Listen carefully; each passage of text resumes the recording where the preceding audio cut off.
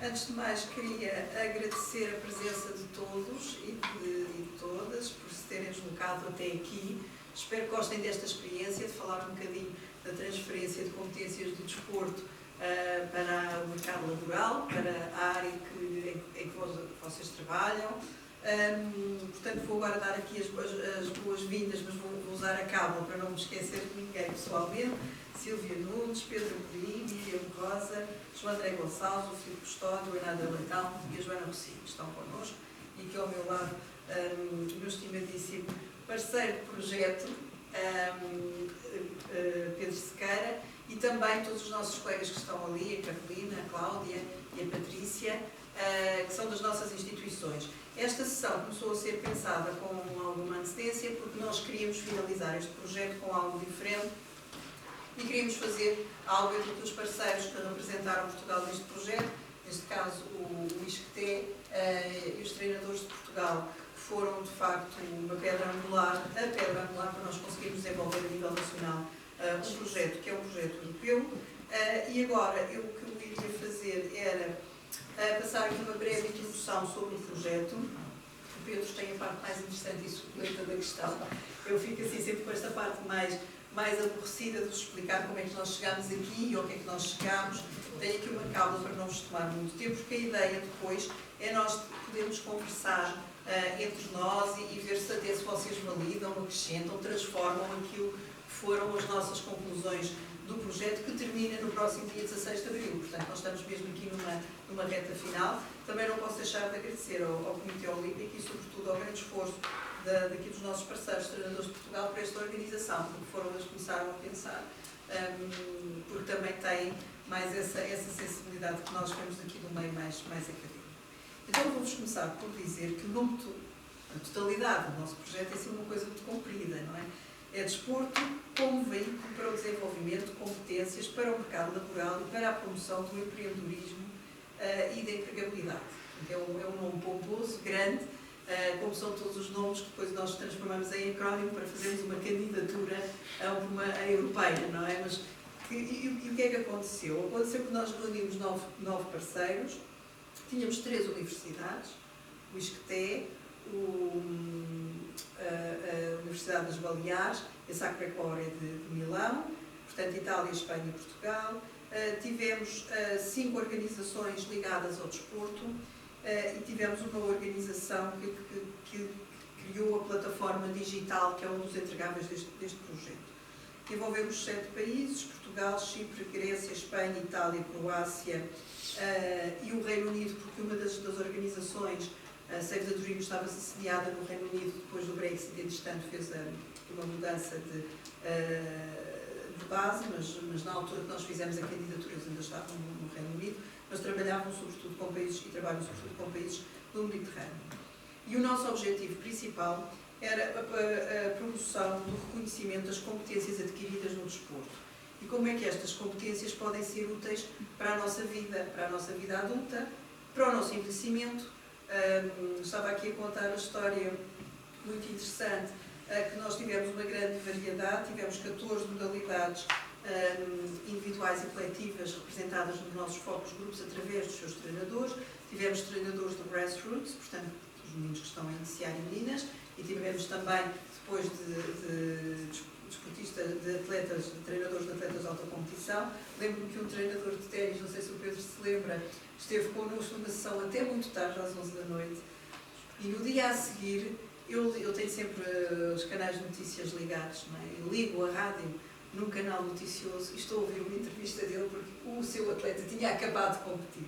Portanto, isto mostra a dedicação que estes treinadores tiveram e a ajudar-nos a desenvolver o projeto num momento em que ainda estávamos em plena pandemia. Este projeto é afetado porque ele começa em fevereiro e em março temos um primeiro lockdown que começa por Milão, onde estavam parte dos nossos parceiros.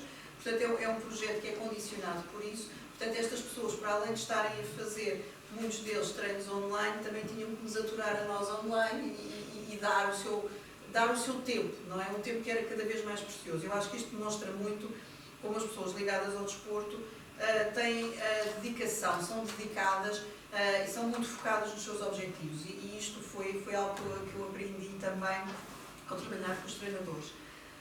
Nós também queríamos que os treinadores ganhassem consciência do seu papel. Ou seja, também eu vou sempre contando umas pequenas histórias aqui pelo meio, porque o projeto já leva algum tempo. Uma das histórias mais bonitas que eu senti durante este projeto foi quando nós estivemos no Congresso Nacional de Treinadores em Leiria, a convite dos nossos parceiros, e estamos a apresentar o projeto e no final daqueles intervalos de coffee break, os treinadores vinham-nos dar os parabéns e diziam, vocês que são entendidos nisto, e de facto nós não éramos entendidos em nada, nós estávamos a aprender com os treinadores e sobretudo a fazer uma coisa que eles não têm tempo para fazer. Estávamos a sistematizar, a beber deles toda a informação e a sistematizá-la, a sistematizar o conhecimento. E eu dizia, mas vocês já fazem tudo.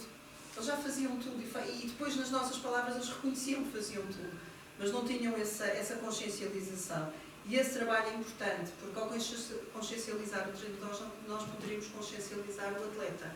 E o atleta também se pode apresentar com uma confiança diferente quando são colocadas questões relativamente à sua prática desportiva, e nós temos aqui 2 atletas que ainda competem e com certeza que isso não vos tira tempo ao vosso desempenho laboral, pelo contrário, dá-vos uma outra resiliência, mas muitas vezes isso pode não ser assim entendido. Claro que depois nós, para além destes objetivos, 2 grandes objetivos, tínhamos o objetivo de realmente aferir e perceber quais os tipos de competências do desporto que eram transportadas para a vida laboral, portanto esse era o nosso objetivo. O que é que isto resultou? Resultou na publicação de relatórios, porque nós desenvolvemos várias atividades, tivemos este trabalho com os focus group na área de treino, com os treinadores, portanto, na área desportiva e com a área de recursos humanos. Foi um trabalho desenvolvido por cada uma das equipas, portanto é um trabalho que o resultado é internacional, apesar dos resultados que eu vos trago hoje serem os nossos resultados nacionais, porque estamos todos a trabalhar em Portugal. Envolvemos estes treinadores que tinham experiências muito variadas, inclusivamente tivemos um treinador que ensinava karate a velhotes, que foi uma coisa deliciosa a experiência dele. Pois eu acho que aí até fiz muitas perguntas já muito para além, porque estava entusiasmadíssima como é que se consegue pôr pessoas de 60 anos a fazer karate, eu acho uma coisa deliciosa. Deliciosa porque é o tal envelhecimento ativo que as nossas sociedades muitas vezes não têm e que é necessário. Nós, além estes relatórios, têm acesso aberto e nós poderemos enviar, se quiserem, se concordarem no final desta sessão, nós podemos enviar para todos vós o resultado destes relatórios. Só nos falta terminar que é o das sessões piloto, porque estávamos ainda à espera dos dados de alguns parceiros, mas podemos ir consequentemente enviando. Depois também criámos um toolkit para treinadores, sobretudo para os treinadores promoverem este diálogo com os seus atletas, mas também para os treinadores se consciencializarem do seu papel importantíssimo na vida destes atletas, que vai muito para além de, que já é muito, muito importante, ensinar técnicas desportivas ou de ensinar resiliência no desporto. Portanto, nós detectámos que havia realmente esta necessidade de consciencialização da parte dos treinadores, mas também da parte das pessoas que trabalham com os trabalhadores ou fazem recrutamento. Não sabíamos até que ponto, por isso estamos aqui hoje, vocês achariam atrativo ou não contratar alguém que vos pusesse em destaque no currículo que tinha sido atleta, que era atleta, que tinha paixão pelo desporto. Se depois tiverem alguma dúvida em relação ao projeto, nós vamos depois distribuir aqui bolas, portanto vamos ficar todos a conversar. E, entretanto, eu vou passar a palavra aqui ao meu colega, Pedro Sequeira, que sabe realmente, implementou o nosso projeto piloto e sabe realmente estas questões. E vou-vos só distribuir uma folhinha, que é a primeira, nós vamos ter mais umas quantas, mas vou só distribuir aqui uma folhinha que tem as competências que os treinadores identificaram que o desporto poderia passar. Vou-vos pedir que não liguem muito aqui ao do meio, e ao dizer isto toda a gente vai ler, ligar ao do meio, mas não liguem ao do meio. Porque estas nuvenzinhas é aquilo que nos interessa. Há aquele do meio nós vamos em seguida. Muito bem. Então, de uma forma mais formal, bom dia a todos. A Cátia já fez aqui a apresentação basicamente toda. Eu só sublinhava aqui algo que ela disse, antes de passar aqui para o papel, que é, de facto, nós estamos ligados ao desporto há muito tempo. Eu diria, no meu caso, praticamente desde que nasci, tenho 52 anos, portanto, diria que 52 anos ligado ao desporto, sempre ouvimos histórias de empresas de vários ramos a dizerem que valorizam as competências que as atletas têm. Então, isso não está escrito no dia a dia com amigos. A questão depois é quando chegamos, como vocês perceberem se de facto é mesmo assim ou que não passam apenas de histórias. E digamos, a primeira opinião, a primeira conversa que queríamos ter é, olhando vocês para neste documento, ele está dividido em 4 cores. Olhando para a cor azul do Sport, e vou começar por essa, vocês olhando aqui para aquilo que foi designado como competências que o desporto dá em termos gerais, depois temos aqui questões mais específicas, vamos começar pelos mais gerais. Se vocês, na vossa atividade profissional, se estas questões que estão aqui são importantes para vocês. E se sim, quais é que são e porquê, e as que não são minimamente importantes. Ou seja, se tivessem que escolher uma destas palavras, quando olham para os vossos recursos humanos, o que é que vocês valorizam?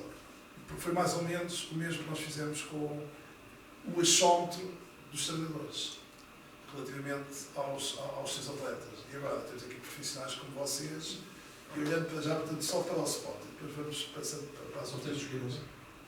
Pode escolher as que quiser, pode escolher todas. Ou pode dizer que não se vê com nenhuma, mas mais do que escolher. Então, eu antes de ver isto, a semana passada tivemos um debate interno em Milão, onde é sede da empresa, sobre a questão do desporto, precisamente associado o desporto às nossas equipas, na verdade, pelas práticas que temos até de patrocínio com algumas marcas relevantes.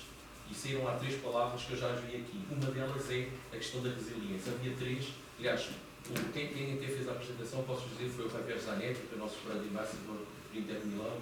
Ele falava que do desporto podíamos tirar para as organizações 3 características muito importantes dos atletas: superação, resiliência e havia uma terceira que eu até notei aqui, que era o foco. Eu acho que eu acrescentaria uma quarta agora, que é esta questão da orientação para resultados.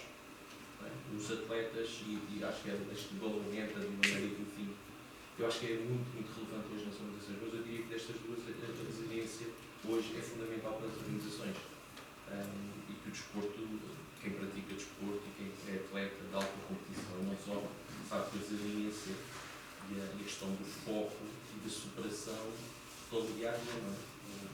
A Cátia deu o exemplo do jogador que depois, já tarde, é preciso foco, é preciso superação para conseguir os resultados. Eu acho que as organizações também, isto é claro para nós.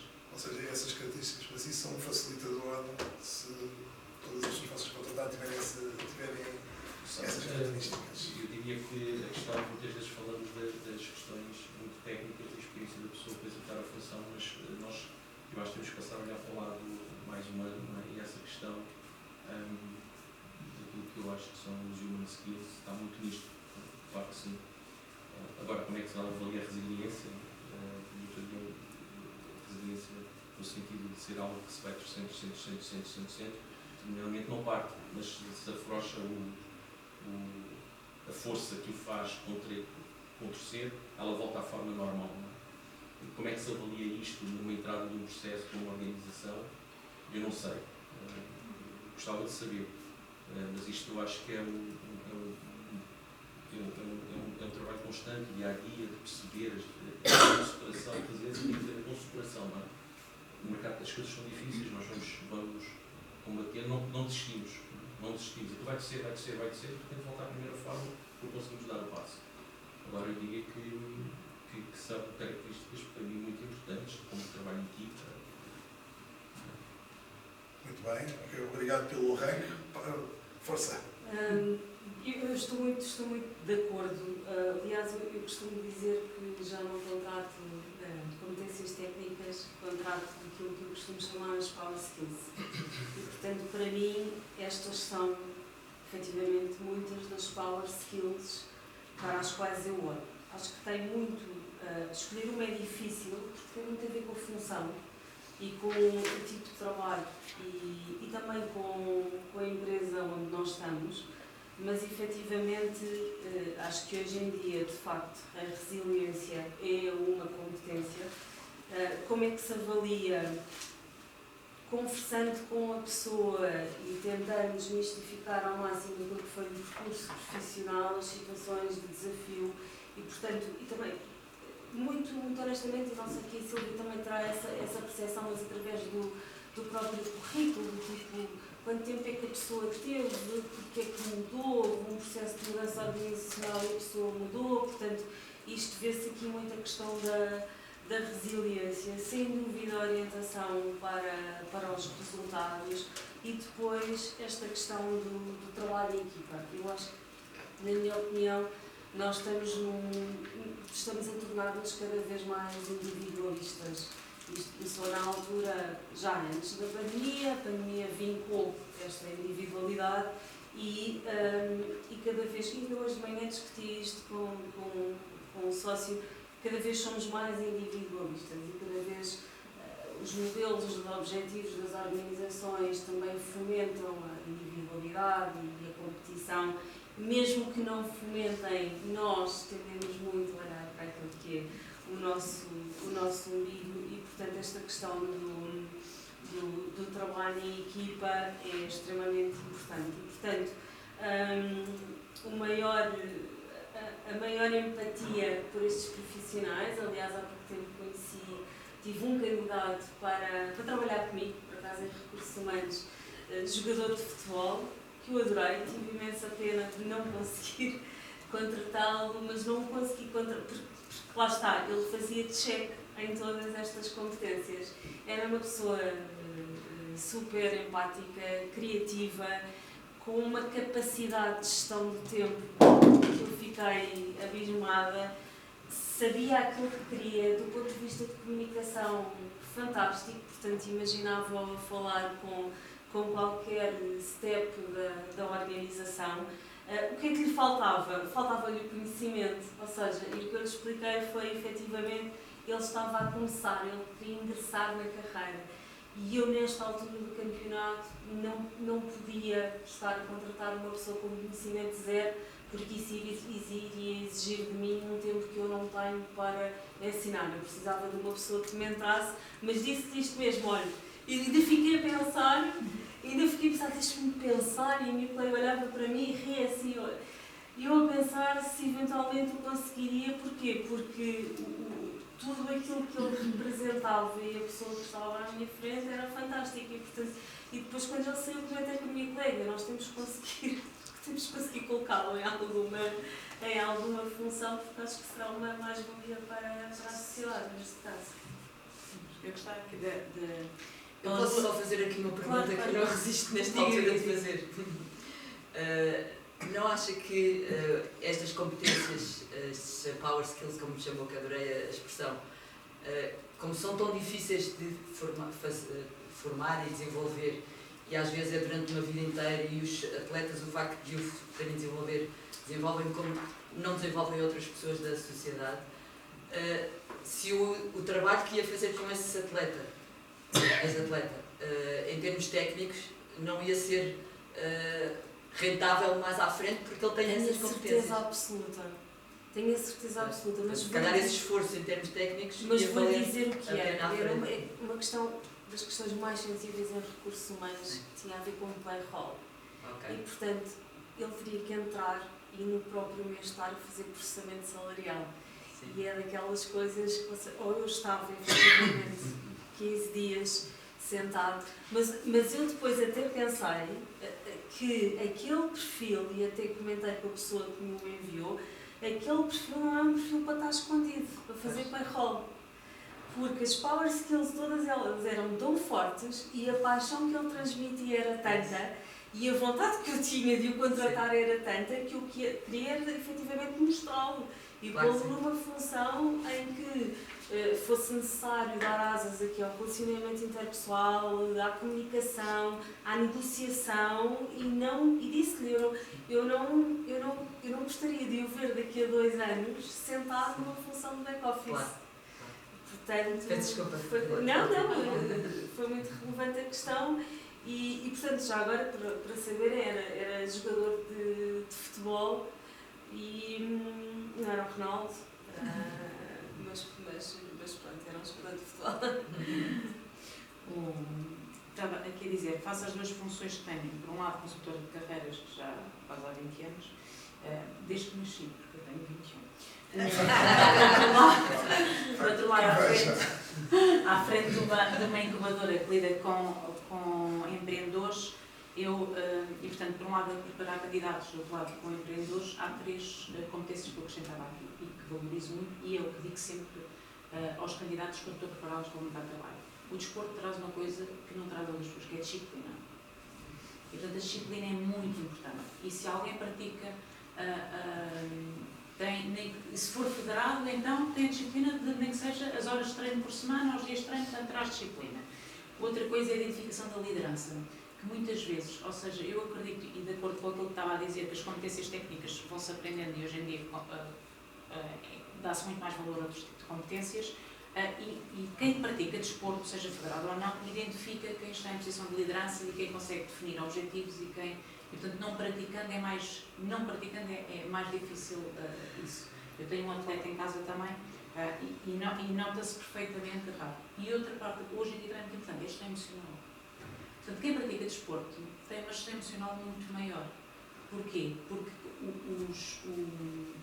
e lembro perfeitamente, o treinador do meu filho diz sempre, se vir que há algum problema ou algum tema com o Rafael, a primeira pessoa que deve ligar é a mim. É para eu ver através do rugby como é que nós... Porque é uma forma de quem está a praticar desporto libertar algo que tenha dentro. Portanto, e isto, a gestão emocional hoje em dia, no mercado de trabalho é muito importante. Portanto, eu acrescentaria estas 3, para além das que estão aqui, que acho que são muito importantes, mas disciplina, identificação de liderança e gestão emocional. Que estive aqui à procura e não as vi, acho que é crucial. Eu agradeço, já deixa-me acrescentar aqui uma coisa, depois devolvo a palavra. Agradeço que vocês vão dando esses feedbacks, porque nós, a formação que fizemos com os treinadores, tudo o que a gente possa desenvolver neles mais, de forma a eles potenciarem isso nos seus atletas, vai-nos ajudar. Por exemplo, aquilo que há pouco disse, a questão do conhecimento. Se calhar vocês já ouviram falar, vou dizer que é recente atualmente, porque a União Europeia está a dar muito foco nisso, que tem a ver com a questão das carreiras duais. Uma das questões que os treinadores sempre fizeram, eu lembro, sempre houve treinadores que se preocuparam a dizer, olha, mas tens que estudar, olha, que é importante ir para a faculdade, a questão do conhecimento. Portanto, hoje dificilmente, não vou dizer que não existe, há sempre exceções, dificilmente um treinador dos escolas de formação não deixa de ter esta preocupação. E nós também fomos sentidos ao longo dos tempos, da maioria dos atletas do passado com os atuais, é que muitas vezes no passado eles descuravam as questões, digamos, escolares ou universitárias por causa do desporto. Alguns é de facto bastante complicado, ou seja, todos estes atletas que estão a passar aqui, estamos a falar de pessoas que treinam no mínimo 8 horas por dia. O Fernando Pimenta treina mais do que isso. Por isso é que é o atleta mais medalhado que sempre da história de Portugal. Isso traz aqui outra competência muito prática, que é a gestão de tempo, que é o que eles fazem. Sim. Aliás, o treinador, e acho que os treinadores dizem todos que é, mesmo que ele tenha um teste, no fim não falta o treino, não é? E, portanto, tem que gerir um tempo para saber que aquele tempo é para estudar, por isso é que traz disciplina também. Portanto, tem um tempo para estudar e tem um tempo para a gestão de tempo, também acho que é das coisas que... Sobre a resiliência, só queria dizer, agradeço também que os dois falam da resiliência, dizendo o seguinte, nestes atletas de alta competição é fácil de avaliar a resiliência, porque eles não teriam sucesso se não fossem resilientes, mas a verdade é que mesmo os aparências, no caso deste jogador de futebol, que não faça a mínima ideia, não é importante. Qual é que é o grau que ele tem, até onde é que ele chegou, mas qualquer atleta, independentemente, porque eu posso ganhar medalha de ouro, como a gente diz sempre, mas o que fica em 17º lugar, só ficou em 17º lugar, só foi aos Jogos Olímpicos, se durante o seu processo foi resiliente. Ou seja, para nós treinadores, a resiliência é fácil de avaliar, porque se o atleta não for resiliente no treino, se for numa modalidade coletiva não é convocado, se for numa modalidade individual, ele não vai conseguir ter sucesso. Essa é uma garantia que vocês têm. Portanto, se ele disser que foi atleta federado durante 14, 15, 16 anos, só conseguiu estar tanto tempo como federado, mesmo que seja no nível amador, se de facto teve essa característica. Depois eu sei, do ponto de vista, claro que o emprego já é diferente. E vocês têm os vossos mecanismos. Os que têm sucesso, é mais fácil. Só chegam ali porque de facto, não é? Portanto, mas eu acho que mesmo aqueles que não têm sucesso, que foi o caso desta pessoa, sim. como é que eu percebi, portanto, a resiliência?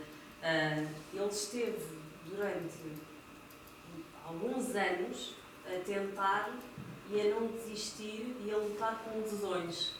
E, portanto, não obstante ter que optar por tratar a lesão, viver em casa dos pais, trabalhar numa loja de atendimento ao público, etc., para conseguir treinar e para conseguir lá chegar. A vida não lhe correu bem, é verdade. Mas ele não desistiu e, portanto, ele fez os possíveis e ia trabalhar longe de casa para conseguir ter a sua sustentação financeira. Não tem nenhuma medalha, mas teve efetivamente um percurso de 5 anos em que, até o momento em que agora disse, ok, agora é preciso fazer aqui aceitar que a lesão já não me permite e, portanto, virar, digamos assim, a minha bússola para outra competência. Não, exatamente, pois o nosso conceito de sucesso também vai contra isso. Eu digo, estes são os fáceis, mas há sucessos muito mais difíceis do que às vezes a medalha, que é a superação. Pois.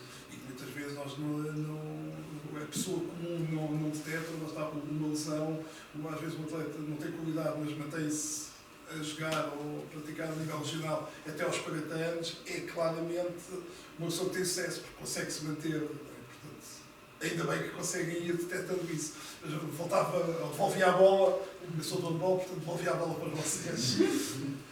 Já que falaram de gestão emocional, eu gostava também de dar aqui umas palavrinhas, ser mais atleta do que ligado aos recursos humanos. Espanta-me um bocadinho aqui nesta coluna do sport não estar aqui stress management, a gestão do stress, porque eu neste momento estou na segunda divisão nacional, mas aqui há 4 anos estava na final dos Jogos Olímpicos da Juventude e o nível de stress management que é necessário para estar nessa posição ou até à frente de 50, 100 pessoas com a bola quente na mão para decidir um jogo, ganha-se imensas qualidades com isso e espanta-me um bocadinho não estar aqui nesta coluna. Outra que eu também gostaria de acrescentar e metia goal-oriented / senso de missão. Já falámos de liderança, aquilo que nos dizem num treino, num jogo, numa pré-época, aquilo vai ser a nossa religião durante o resto da época. Vai ser o nosso objetivo, nós vamos ter que bater ali de por onde der. Jogando muito com a nossa resiliência, com a nossa paixão, criatividade, etc. E acho isso muito importante e, por fim, gostaria mais uma vez de salientar a gestão de tempo. A gestão de tempo é imperativa, digamos, para um atleta, especialmente, digo, para os atletas que acumulam funções. Também falo do caso do Filipe, falo do meu caso. Nós estudamos, trabalhamos e jogamos handball. Isto não é fácil ter tempo para tudo, não é fácil ter tempo para a vida social, família, e temos que tomar decisões. Não é em busca de uma carreira, porque acho que já não é esse o nosso objetivo, não é sermos profissionais de handball, mas mais de, ok, isto é um escape, preciso disto, preciso sair da minha vida laboral, ou o que seja, preciso mesmo disto, porque o desporto é stress relief, digamos assim. Eu estou completamente a linha do que Filipe, eu agarro só naquilo que acabou de dizer, porque eu acho que a paixão traz o compromisso. E, portanto, nós ainda não falámos aqui numa palavra que aqui está, que é a paixão. Ainda bem que alguém por isso. E eu acho que a paixão traz o compromisso, porque eu tenho em casa um adolescente que nunca foi mau aluno, mas era a pessoa mais organizada que eu conhecia, e isso mexia bastante com o sistema nervoso, porque sou exatamente o oposto. Quando o meu filho decidiu começar a competir, e neste momento está em fase de apuramento para o Mundial de vela, e portanto isso para mim, e agora como é que ele vai fazer tudo? E a verdade é que eu acho que até parece mal não é dizer isto, mas a Vela é o sítio onde eu vejo o estado mais puro da cidade do meu filho mais velho. Eu não vejo tão feliz a fazer rigorosamente mais nada do que ele. Ele é genuinamente feliz. E ele nunca foi tão organizado como comigo. Portanto, eu acho que a paixão traz o compromisso de que há de facto um conjunto de coisas nas nossas vidas que também não podem falhar, porque se falhar uma ou outra tem grande probabilidade de falhar também. E, portanto, a resiliência é fundamental, a gestão de tempo é crucial, diria eu, mas sem paixão e compromisso ninguém vai fazer rigorosamente nada. E isto é igual nas empresas. E aqui entramos noutro campo que é até que ponto é que as empresas não têm também que ter a preocupação de criar um ambiente onde as pessoas se sintam verdadeiramente apaixonadas por aquilo que fazem e que as deixemos ter liberdade de ação se não for ali que elas são verdadeiramente apaixonadas por aquilo que fazem. Eu estou há 18 anos na empresa e pergunto muitas vezes porque é que nunca saíste daí? Graças a Deus não foi por falta de oportunidades, mas eu sou muito mais apaixonada por aquilo que eu faço hoje do que quando eu comecei. E portanto esta para mim era aquela que eu queria realçar, porque eu acho que isso, quando nós entrevistamos pessoas e estamos a conversar com elas, vê-se na pessoa a paixão que ela demonstra ou não demonstra por aquilo que se está a propor a fazer. E eu acho que isso o desporto é inequívoco que traz essa competência. Obrigado. Marcelo, queria... También voy a lanzar una cuestión por ahí para el debate, mas antes y más, esta cuestión de paisano, sobre todo pensando, bueno, una cuestión importante, cuando fue escrito el proyecto, se pensó también en el tema de un grande problema, como decíamos, son 7 países, más todo el sur de Europa, la área del Mediterráneo representada, un grande problema que hay con el tema del desempleo jóvenes, ¿no?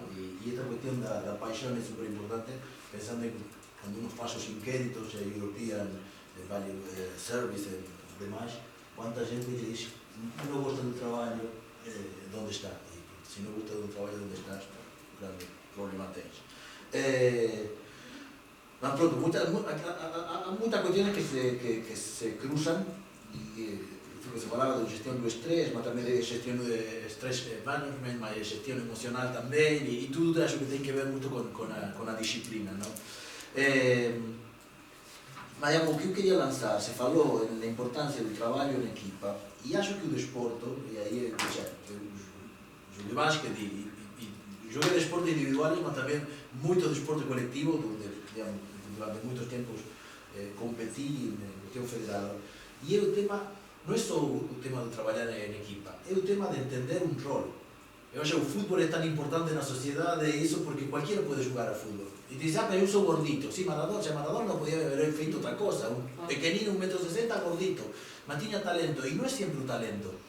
Porque não fazemos nada com 11 talentosos. Ele jogava no basquete e era um trator, um comboio. Eu iba para porrada, porque eu não nasci com talento. Posso fazer 40 pontos, e as 40 pontos vai ser porque apanhou o ressalto eu, e tudo é uma equipa, isso é importante de uma equipa. Não precisas talento em tudo. E esta questão que o deportista aprende e o que o treinador gestiona. Sabes que se calhar, que bonito. Nadava, por exemplo, eu queria ser sprinter, fiz atletismo e fiz natação, e queria ser sprinter, e não me dava. Mas nadava 800 metros, que outros miúdos se calhar não conseguiam nadar 800 metros. E foi o treinador que me explicava, eu quero ser sprinter, eu quero ser sprinter. As meninas gostam do sprinter, não gostam do gajo que está 5 minutos na piscina, pronto. E aprender do rol. E acho que é muito mais, o desporto dá muito mais que o tema de trabalhar na equipa. É aprender que todos os roles são importantes e senão não vai para adelante. Muito obrigado. Não sei se os dois que ainda não falaram, não quero obrigar a que tenham todos contribuir, mas já agora, nesta primeira roda. Se calhar posso falar um bocado da minha, tal como o João, da sua atleta, e fiz sempre, jogo desde sempre e venho de um meio em que, pronto, lá o desporto principal na Terra é o handball e temos um grande exemplo lá na Terra, que até foi homenageado este ano e que por sorte ser da minha família, que é um jogador que conseguiu sempre atingir altos níveis de handball, chegou à seleção nacional, jogou no Benfica, e ao mesmo tempo conseguiu atingir uma carreira espetacular de medicina. E por ser da minha família e por ser lá da terra, sempre foi um exemplo que os nossos treinadores sempre tentaram orientar-nos, é possível, ele conseguiu chegar a altos níveis no handball, conseguiu chegar a altos níveis académicos e sempre foi um exemplo muito presente lá em casa e depois também lá no pavilhão. E pronto, e também acabou por nortear esse espírito.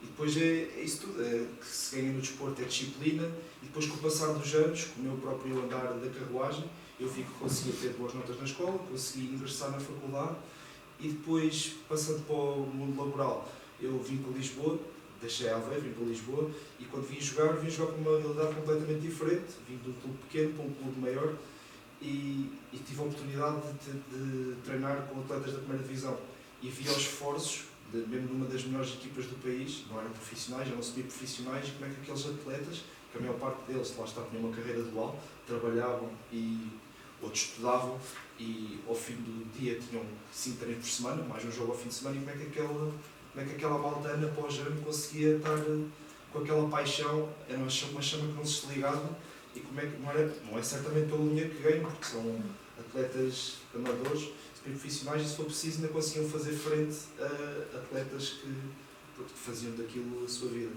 E era uma coisa que me espantou, como é que era possível estes atletas, lá está, conseguirem ter tempo para tudo, e acho que isso é de salvar. Lá está, depois a capacidade, como o João disse, de lidar com o stress, a gestão emocional, acho que é mesmo muito importante. E acho que os atletas acabam por ter...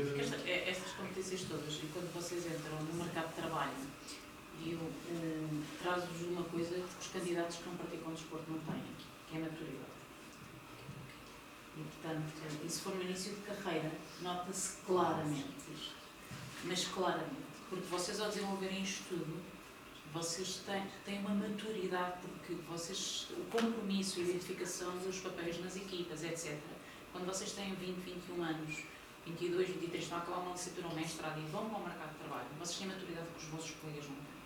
Porque quem nunca praticou desporto, quem nunca esteve integrado numa equipa e que está a entrar numa empresa pela primeira vez, não tem essa maturidade. Portanto, isto nota-se, com empresas com os quais vou trabalhando, isto claramente nota-se. Porque identificam isso. Porque é muito que é a dificuldade na área de integrar um aluno acabado de recém-licenciado ou isso, porque não tem. Mas se for alguém que pratica o desporto, nota-se, mas é de longe, porque tudo isto traz maturidade. Eles começam a trabalhar desde cedo. Eu estou-me aqui a rir porque eu brinco, porque nós temos muitos estagiários e estão todos no mesmo espaço, e nota-se perfeitamente aqueles que fazem desporto, como praticam rugby, vela, handball. Por acaso de futebol não temos nenhum daqueles que não praticam. E portanto, eu às vezes, naqueles dias em que tenho menos paciência ou estou mais cansada, costumo dizer: porquê que isto não é um requisito obrigatório? Porque é impressionante, à mínima dificuldade é uma coisa, tudo é um problema, e agora como é que, Joana, como é que eu resolvo esta situação? No outro dia era por causa do ar-condicionado, uma disputa por causa do ar-condicionado, e claro que houve um desportista que chegou lá, desligou o ar-condicionado, resolvam, por amor de Deus, o que é que querem que eu faça? Desligou o ar-condicionado e abriu a janela. Pronto. E disse-me: isso pode gravar todos. Agora vamos ver se assim resulta. Eu boa. A solução não é perfeita, mas... E estava-me a rir porque efetivamente é isto que a Nádia diz, que é a maturidade. A maturidade logo desde sempre. Portanto, devia ser um requisito obrigatório, mas nós não podemos. Mas vamos olhando para os currículos a ver o que é que lá vai na parte. Se bem que depois há aquela questão de que nem toda a gente põe nos currículos. Que acham que as empresas podem ver como um empecilho. Não reconheço. Muitas das pessoas não reconhecem. Às vezes dizem, e não aconteceu apanhar alunas a dizer: eu pratiquei balé, mas isso não é importante. Mas praticavas quantas vezes por semana? 3 vezes. Quantas horas? Desde que idade? Desde os 5. Desde os 5 anos, 3 vezes por semana. Eu nunca pus no meu currículo.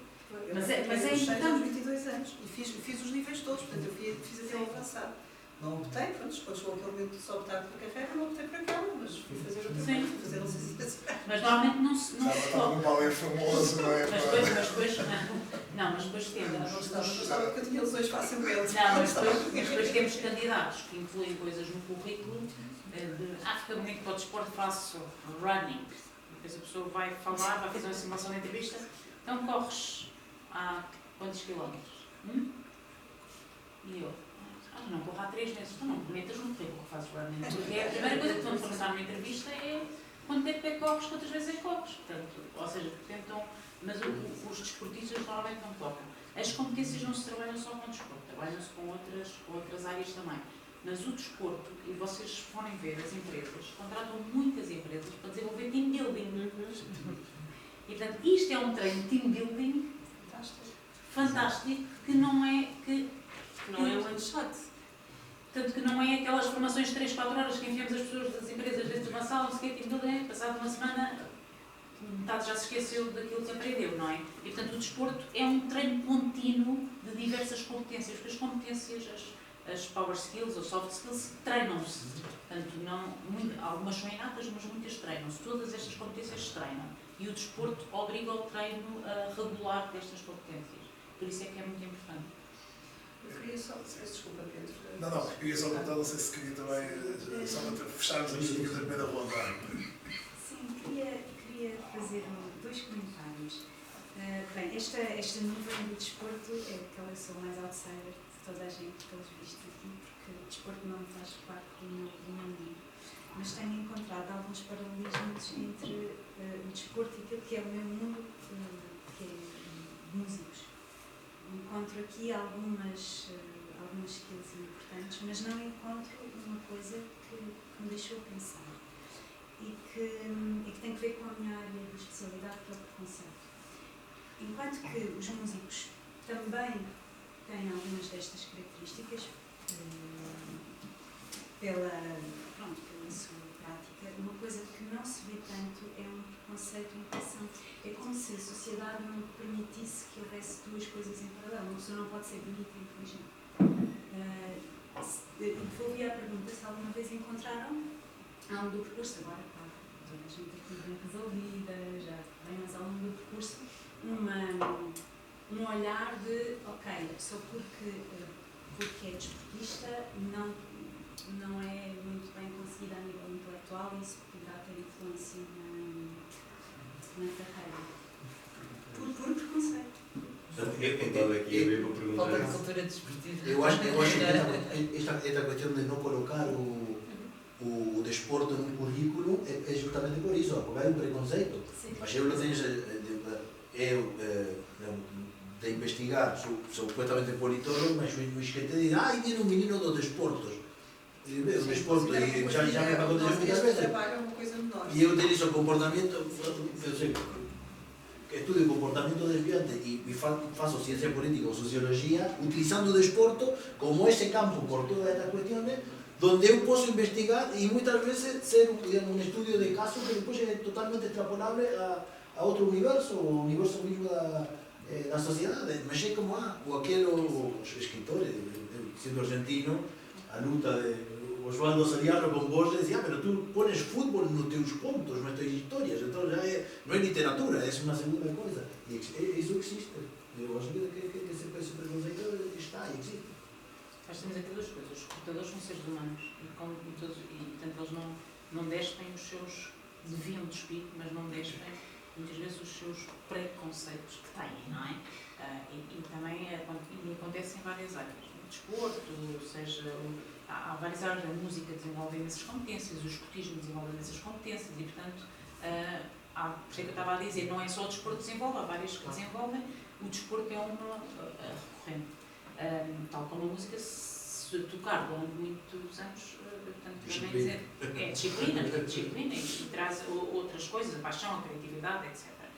Mas são seres humanos que estão a recrutar, tal como já aconteceu, imagino, eu trabalhar na Nova e um diretor de cursos humanos que tirou o curso no ISCTE não reportar porque a pessoa é da Nova. E o aluno diz lá e não recrutam. Ou trabalhar no ISCTE, viver nas duas. Ou trabalhar no ISCTE e um aluno ser da Nova e a pessoa que está a recrutar-se quer tirar o curso no ISCTE pelo preconceito quer recrutar alguém que foi da mesma faculdade. Portanto, eles são seres humanos, recrutadores, ponto número 1. Eu acho que tem vindo a mudar. Há 20 anos, as empresas telefonavam e diziam assim: Nádia, eu quero um aluno de gestão ou de finanças e contabilidade com mais 16. Vamos estar aqui um de 14, muito bom, faz dispor, não sei. Nádia, mais 16. E era Excel. Corte. É que nem viu os outros. Portanto, isto, há 20 anos, isto era corte puro e duro. Mas há 20 anos o Erasmus também não era bem visto. Porque foi da Erasmus, não quero. Portanto, não era bem visto. E isto depois conforme as áreas, não é? Se estivermos a reportar uma área puramente financeira, para a banca, para a consultoria, é um tipo de pedido. Se for para uma área de marketing, para retalho, é outro tipo de pedido. Mas, felizmente, o recrutamento tem vindo a mudar. E, portanto, e se calhar, hoje em dia dão mais porque perceberam, não é? Também se percebeu que uma nota não quer significar tudo e, portanto, e que estas competências e alguém saber trabalhar em equipe e estar numa empresa e saber estar é muito melhor do que ter alguém só com 19. Mas se falarmos numa função específica, por exemplo, na área da banca, se é analista que se diz, mas aqueles que trabalham muito sozinhos, eles preferem alguém que seja muito mais focado e muito mais individualista e que tenha uma nota melhor. Depois depende do mercado de trabalho e de qual é que é a posição. Mas deixa-me dar só uma boa notícia. No outro dia tive um sócio pedir-me um advogado que tivesse estudado música. Isso, um advogado que tivesse estudado. Pensei que estava a brincar comigo. Primeiro porque eu imaginei a senhora ligada à área da música e depois, porque tipicamente o que me pedem são médias, são outro tipo de. Mas, Joana, se conseguisse alguém que tivesse estudado música, está a brincar comigo? Não, estou a falar sério. Mas não, porque eu acho que as pessoas que estudam música têm outra sensibilidade, têm uma disciplina muito grande, para não falar já da cultura geral, têm uma paixão, portanto, quem estudou música e advocacia, portanto, uma combinação entre música e advocacia. E não é que apareceu, e então foi engraçadíssimo, porque, claro que foi por acaso. Foi por acaso uma pessoa que tinha estudado música, fez conservatório e tirou o curso de advocacia. Então eu estive na entrevista e ia muito curiosa, sou sincera, aos textos, uns tais preconceitos, para tentar perceber até que ponto é que o entrevistador ia efetivamente valorizar a componente da música. Na entrevista foram 45 minutos sensivelmente e foi meia hora a falar de música. Portanto, o que é que tinha estudado, o que é que gostava de ouvir, o que é que ele gostava de ouvir, o que é que achava deste compositor, o que é que achava do outro, desta tendência, da outra tendência. Depois 15 minutos, muito bem, só fazer o check na componente técnica, lá está. Depois conheceu outros 2 candidatos, mas todo ele brilhava com a questão da música. E depois no fim disse: "Oh Joana, se conseguir sempre assim, advogados que tenham estudado música", e eu disse: haja mais, mas acho que efetivamente é o que a Nádia dizia, a sociedade está a mudar. E antigamente todas estas atividades eram muito vistas como, independentemente de ser música ou desporto federado, era sempre visto como uma entropia. Vai precisar de ser mais cedo para treinar, vai chegar à segunda-feira estafado porque treinos durante a semana, jogos ao fim de semana, tem bastantes compromissos e agora não.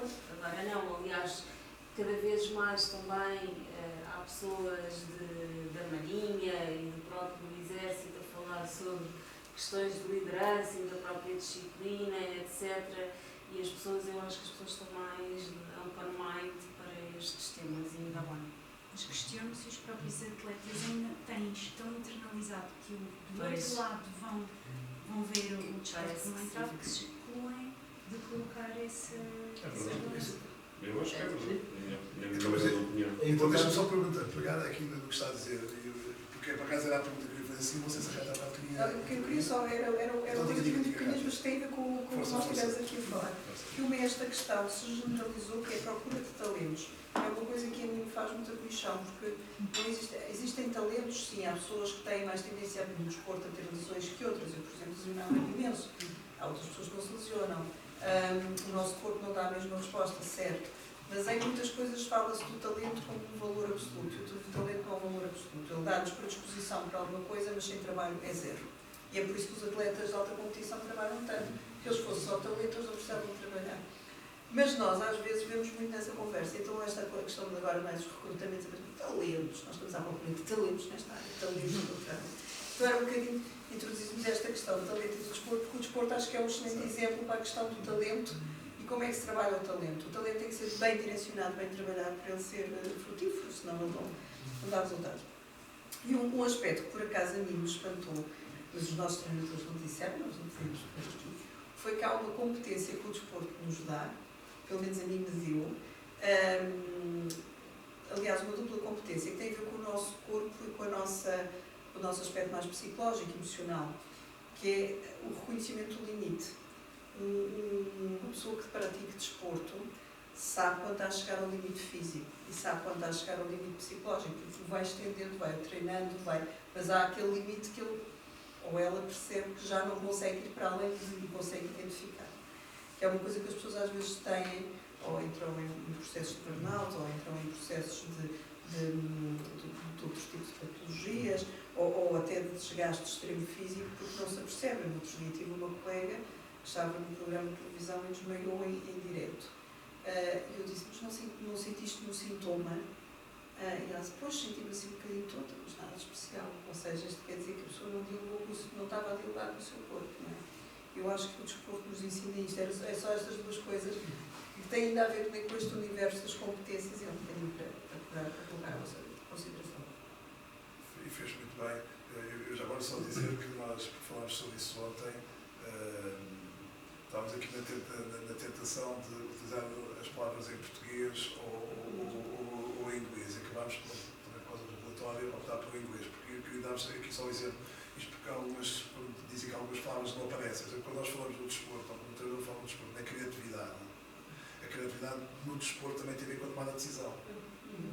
Portanto, há decisões que os atletas, seja que modalidade for, tomam, provavelmente vocês nunca tomariam aquela decisão. Portanto, há os mais idosos como eu, portanto, há aquele cérebro do Marger de calcanhar. De certeza que nenhum outro jogador de futebol pensaria que aquela seria uma solução. Portanto, este wording aqui utilizado é muito mais completo do que apenas a palavra em si, e, portanto, vocês podem chamar por aí. Eu ia pegando no que disse, o desafio que vos lançar era o seguinte: se nós vos convidássemos para o Congresso dos Treinadores, tendo em conta que os treinadores, digamos, aqui no nosso trabalho, foram interlocutores com os atletas, o que é que vocês gostariam de dizer aos nossos treinadores para eles fazerem melhor, ou diferente, ou acrescentar junto aos atletas? O que é que vocês diriam? E quando fazem nas vossas funções, o que é que vocês gostariam que os treinadores mudassem ou adaptassem no seu dia-a-dia com os atletas? O que é que acham que eles poderiam vos ajudar? Tendo em conta que nós, com o nosso relatório, percebemos que eles, de facto, transferem. Nós utilizamos mais os soft skills, mas também gostei e fiquei a refletir sobre os power skills, mas partindo assim que nós, foi isso que quisemos com este trabalho, perceber o que é que eles transmitem. Então, já agora, já vocês estão aqui, nós estamos aqui à mão de semear, o que é que vocês gostariam que eles vos fizessem, vos facilitassem? O que é que seria? Pedro, posso só acrescentar uma ideia, dentro desta ideia que o Pedro está a referir, que é um desafio extraordinário dentro daquilo que são os objetivos do projeto e dentro daquilo que é a carreira do treinador, a profissão de treinador. Os treinadores normalmente não têm consciência de que fazem este trabalho. Este foi um dos resultados que nós tivemos no projeto, que é bastante interessante. Eles, esta tomada de consciência de que eles desenvolvem essas competências nos atletas. Eles estão a dar treino. Eles desenvolveram um drill e têm que fazer comunicação, têm que ter disciplina, têm que ter resiliência, mas isso não é inconsciente. E esta tomada de consciência dos treinadores é que para nós, Confederação e ISCTE, é muito interessante neste projeto e nós vamos precisamente na Confederação de Treinadores abordar isto de forma mais contínua para além do projeto, porque faz parte daquilo que é a nossa estratégia em termos de reconhecimento social da profissão de treinador. E dentro dessas mudanças que vocês estão a referir, que há 20 anos o desporto também era visto de outra maneira e agora, em termos da nossa cultura desportiva, em termos de sociedade, que ainda temos um longo caminho para fazer, mas esta tomada de consciência dos treinadores é muito interessante e por isso é que este desafio do Pedro, para mim, acho que é spot on, porque os treinadores têm que começar a ouvir-vos nesse sentido. Não quero estar a mentalizar de forma alguma, mas é um tema que me apaixona bastante. Aliás, eu tive para abordar por Psicologia do Desporto quando estava na universidade e eu acho que esse é o tema. Se eu tivesse os treinadores todos à minha frente, o que eu gostava de lhes dizer é: meus senhores, tenham a certeza absoluta que cada um de vós, para além dos filhos, dos pais, não é?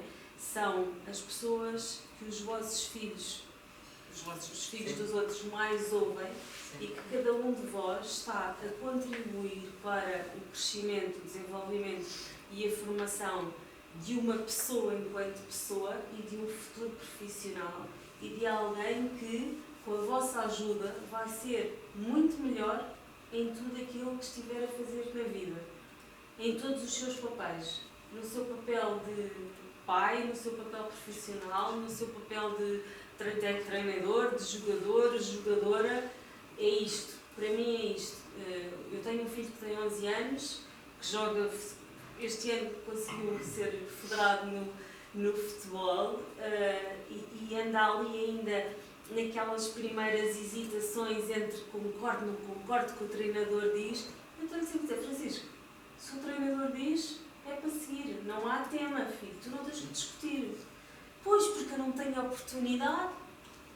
Pensa porque é que não tens oportunidade, fala, pergunta, porque lá está, como os treinadores, e depois, como eu tenho alguma relação com o treinador, eu vou-lhe fazendo uns telefonemas, não é à mãe chata, mas é um bocadinho à coach, e dizer-lhe, eu não posso dizer o nome, não sei o quê, vê lá, se explicas aos miúdos porque é que eles não são, por exemplo, o Francisco teve este inverno muito tempo doente, e ele não percebe a opção de não ser convocado. E o que é que ele ouve do treinador? Ouve assim: não és convocado porque não tens vindo aos treinos. E ele diz-me: mas eu não tenho culpa de estar doente. Certo? Depois ligo ao treinador e digo: olha, mas lá está, porque tenho confiança com ele, porque senão também não me metia. Quer dizer, não sei. Digo: olha, explica ao miúdo que há outros jogadores que tiveram mais horas de treino, que participaram em mais jogos, que treinaram mais. Ele não tem culpa de estar doente, mas foi o facto de ter doente, portanto não vai entrar no jogo. E eu acho que é muito importante este awareness dos treinadores, porque eles não se limitam, e perdoem-me a expressão, a treinar. Eles formam pessoas que vão fazer com que, eu acredito veementemente nisto, que vão fazer com que esta nossa sociedade seja melhor e tenha valores mais concertados. E é importantíssimo eles perceberem que são um veículo fundamental na direção destas pessoas. O que eu ia dizer, Pedro, não era pedir aos treinadores para fazerem nada, era consciencializar os treinadores e os praticantes de desporto das competências que estão a desenvolver, que eu acho que é essa analogia que eles não sabem. Ou seja, eu quando trabalho com os candidatos para um currículo, eles não percebem, quando eu digo da disciplina, não sei o que, eles dizem assim: mas desenvolver essas competências, desenvolveste. E portanto, eu acho que essa consciencialização, eu acho que se eles tiverem, porque não é, ou seja, não é um treinador que vai estar aí, se eu imaginar o meu Rafael a treinar rugby e o treinador chega lá: agora vamos fazer o trabalho de equipa. Não. Mas eu acho que deve haver alguém de fora que vá, só treinadores. É importante vocês terem consciência e fazer a analogia das competências que eles vão desenvolver. E trabalhar isto com os praticantes também, que é, vocês estão a desenvolver estas competências. E é importante eles terem consciência disso para poderem usar, seja no mercado de trabalho, seja o desporto. Aliás, isto é a minha veia sociológica, não é? Mas está provado, e já trabalhei em bairros sociais, o desporto é utilizado nos bairros sociais para a integração. E, portanto, está provado que vai desenvolvendo não sei quantas, e ainda há pouco tempo faleceu o Johnson, na Academia de Johnson, que ele criou, através do desporto, ele fez a integração de não sei quantos miúdos e tirou-os de dependências de drogas e tudo e mais alguma coisa. E, portanto, eu acho que eles fazem de forma inconsciente a treinar. Eu acho que o que falta aqui é consciencialização. É sentar-se e dizer assim, o que vocês estão a treinar é isto. Ou o que poderão treinar mais, ou poderão desenvolver mais, é estas competências. Eu acho que eles tendo consciência daquilo que estão a desenvolver, não vai mudar a forma de dar ou não. Mas é saberem o que estão a fazer. E saberem que, se calhar vou puxar mais por aqui, a reunião de pais do rugby no início do ano, entraram 2 meninos novos este ano para o rugby, que tinham jogado rugby, mais me esqueço de uma... o rugby é um desporto de equipa, é um desporto muito... Esta semana no Youth Festival houve um partiu o braço, mas isto é uma coisa comum, não é? Parte um braço, não serve, isto é normal no desporto. Não, eu lembro de uma mãe preocupadíssima a dizer assim, o meu filho não é muito magrinho, dá para não meterem contra os outros. Acho que o treinador às vezes é duro a falar com eles. Eu penso assim. Eu acho que a parte do preconceito, não é? Não, Eu acho que é falta de cultura desportiva. Não, é falta de cultura. Eu não vou chegar ali ao treinador e estou muitas vezes a assistir a treinos e eles às vezes são duros e eu agradeço que eles sejam duros com eles porque eles aceitam mais depressa do treinador do que de uma mãe e do pai. Mas de longe, não é? Se eu falasse com o meu filho como os treinadores às vezes falam, e, portanto, mas ainda bem que eles fazem isso, porque é o reconhecimento, tal o reconhecimento dos papéis e da liderança mas não fazem isso com a maldade, nem de provocarem o mal, mas é eles. Eu acho que se tivesse com treinadores era terem consciência, mas não é só com os treinadores, é com os atletas também, porque por isso é que não têm no currículo, por isso é que não têm a consciência da importância daquilo que estão a fazer. Sim, vamos só para dizer que nós também sentimos, mas isso pode fugir aqui e se calhar um bocado do projeto, sentimos que o treinador também tem essa função de ensinar os atletas, no limite, a construir o próprio currículo e a valorizarem aquilo que fazem, por aquilo que disse há pouco, por causa da questão do sucesso, porque depois muitas vezes o miúdo que não joga, o facto de não jogar não significa que não faça parte da equipa. O facto de não jogar e quando a equipa ganha ou empata ou perde, ele fez parte daquele processo. Porque eu, como treinador, dizia sempre aos meus atletas: tu que não estás, ou que não vais jogar, ou que não vais ser convocado, é graças a ti que o teu colega joga. Porque se não fores ao treino, ele não treina. Portanto, ele tem que ter adversários no processo de treino para ele superar. E, portanto, o trabalho o atleta que não é convocado ou que joga menos é quem contribui para a superação dos outros. E muitas vezes não têm essa consciência. Acham que, ao não jogarem, no caso dos esportes coletivos, não fazem parte do grupo. Não fazem sempre parte do grupo. Mesmo que estejam na bancada a ver o jogo, eles fazem parte do grupo. Mas sim, aí o treinador tem que ser consciencializado para isso. Mas mais, o desafio é para todos. Tendo em conta o tema da consciência está abordado, eu não sei, vou tentar explicar por exemplos concretos. Eu já assisti algumas vezes atletas profissionais que na altura, que depois fazem a sua carreira profissional, mas na altura que deixam de competir, psicologicamente aquilo torna-se tudo muito complicado. Então, eu acho que tem que também ser papel de um treinador educar um atleta para que um dia vai deixar de competir ao alto nível, treinar todos os dias e, portanto, esta pessoa fica com um tempo livre que nunca viveu com ele e que muitas vezes não sabe o que fazer com ele e, psicologicamente, eu tenho assistido a muitos bons profissionais descurarem também a parte profissional porque são tão afetados do ponto de vista psicológico por este corte que, do meu ponto de vista, se for feito um plano, se isto for planeado e tocado, não tem que haver um corte. A pessoa pode treinar menos, pode passar a treinar escalões mais baixos, não faço ideia, estou completamente a especular, sou completamente ignorante na matéria.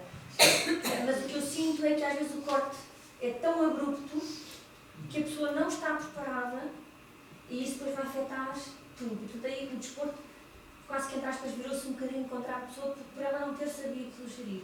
Eu não sei até que ponto é que os treinadores também aí podem intervir para que este ciclo seja uma coisa mais suave, esta transição seja um bocadinho mais suave e que as pessoas não sintam tanto, em falar de casos psicológicos graves. Terminou aquela exigência do treino diário das 5 da manhã e a pessoa de repente perdeu-se. Ou seja, aquilo parou e a pessoa ficou completamente perdida. Eu engordei 30 quilos, portanto, percebo perfeitamente o que está a dizer. Mas aí o físico é o de menos, não é? É o de menos, sim. sim. Mental. É o de menos. Porque sinto que isto afeta verdadeiramente depois alguns atletas que fizeram esse corte. Portanto, não sei até que ponto é que o treinador consegue ser feito um planeamento e uma transição bastante mais suave, de alguma forma, se isto é que é possível fazer. Não, é o educar para as carreiras, já percebi. E dizer... Sim, Pedro, nas linhas daquilo que você disse, eu tenho a visão de duas realidades entre o desporto jovem, os treinadores das camadas jovens e os das camadas séniores. Acho que uma das missões, e eu hoje estou muito mais preocupado com que são os treinadores que formam jovens do que aqueles que estão a treinar nos escalões, vamos chamar dos séniores, não é? E de algumas experiências que tive lá fora, no desporto, não de praticar, mas assistir a algumas academias que visitei, por exemplo, a própria orientação para os resultados, o premiar a performance, e a performance é que não se descure estas duas entidades devem caminhar lado a lado, quer dizer, que era a desportiva, que era a académica, não é? Porque eu acho que esse é um papel importantíssimo dos treinadores e que tem que estar conscientes. Porque, por exemplo, lembro que há uns anos atrás tive a oportunidade de fazer um pequeno piloto com a SAD do grupo de futebol em Portugal, de futebol, mas tem muitas modalidades, e era um bocado de trabalhar com os atletas de alta competição de entrada deles no mercado de trabalho. Eu não tenho dúvidas que eles tivessem todas estas power skills ou human skills, como se quiser chamar, mas depois eles não tinham a realidade da dimensão profissional. E eu tive dois casos, acho que foram os dois melhores atletas, aquilo que mais os admirei, eram estudantes universitários, um estava a acabar a medicina, era jogador de basquetebol e estava preocupado porque a carreira dele não ia ser o basquetebol, ele queria continuar a medicina e dedicou-se claramente a um programa de acompanhamento de transição para a vida profissional. Mas todos os outros atletas das modalidades como futebol de salão, handball tive dois casos também que interagi, mas ténis de mesa, todos os atletas envolvidos, nenhum manifestou essa preocupação da transição para o mundo. E os treinadores também não tinham. Ou seja, os treinadores que eu falei, e falei com os treinadores todos, acho que só o treinador do basquetebol é que mostrou claramente uma preocupação com a vida, com o pós-carreira. Os outros não. Os outros, eles se quiserem façam, se não quiserem, eles estão a acabar, uns vão sair, outros vão fazer a vida deles. E depois a falar com alguns deles, em conversas informais, percebi claramente que eles estavam perfeitamente perdidos. Muitos nem tinham formação académica para o next step. E aqui também temos que distinguir isto, do lado das empresas, que é, há um conjunto de competências muito importantes quando estamos a agarrar em jovens e entrar nos programas de trainings, acho que devem ser valorizados e são valorizados, mas depois temos que perceber, quando estamos a falar de pessoas mais séniores, como é que elas entram no mercado de trabalho. Eu acredito que isto é um ecossistema muito maior em que os treinadores são apenas a ponta do iceberg. E eu acho que o ecossistema não funciona todo. E o treinador é a parte mais visível, aquela que leva diariamente, tem bons resultados excepcionais, mas na semana a seguir, se corre mal, é o pai, é a mãe, é o adepto, é tudo à espera do treinador. O treinador é ocupado de tudo, não é? E os atletas passam de um lado, passam por outro. O treinador é ocupado. Aliás, é o primeiro a quem corta o cabeça, os atletas todos. Mas eu diria que isto é um ecossistema muito mais largo. E esta entidade, e este projeto é interessantíssimo, não é? Mas eu vejo com muita preocupação este ecossistema todo, não é? Eu acho que o treinador tem que ter esse papel. Eu diria que começaria nas bases. Formar estes miúdos com estes power skills, ou seja, desenvolver estes power skills, mas fazê-los acreditar que eles vão ser convocados se tiverem performance, não é? A questão de faltar, porque está doente, é uma coisa, mas, por exemplo, tens que ter notas, tens que ter aproveitamento, mas não é só porque vai-se jogar ou joga na equipa A, B ou C e aquele estatuto todo, não é? E depois até se metem os empresários, porque de repente vê aqueles miúdos e começam a aliciá-los, eles começam-se a perder completamente dos estudos, não é? Eu visitei uma academia em Inglaterra que tem tutores que os acompanham na escola, não é? Aliás, a Academia Johnson é um bom exemplo disso. Eu cheguei a participar como tutor de miúdos que só participavam nas atividades que nós definíamos se tivessem performance. E performance, assiduidade, notas, e se não tivessem, eles saíam. É? Eles sabiam que no final do ano eles iam viajar, iam para academias, mas só com resultados. Não era por ser o mais bonito, andava com as roupas de marca, não. Tinham tudo. Nós íamos às reuniões e eles tinham que trazer notas. Por isso, Eu acho que o papel do treinador tem muito a ver com isso. Tem muito a ver com essa base e formarmos para o futuro. Eu acho que isso era um capital de consciencialização. Desculpe, se não me engano. Não, obrigado. Mais.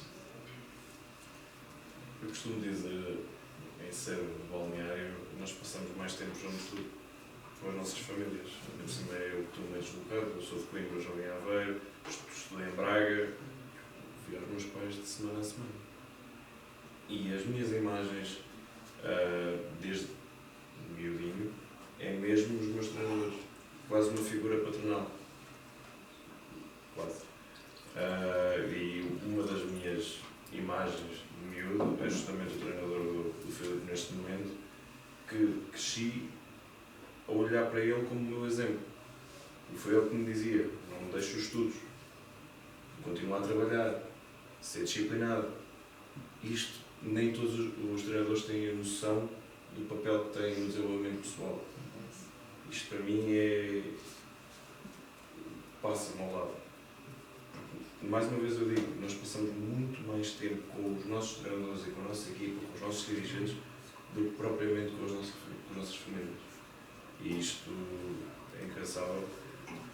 Os treinadores não têm a noção do impacto que têm no desenvolvimento pessoal de um atleta. Não digo todos,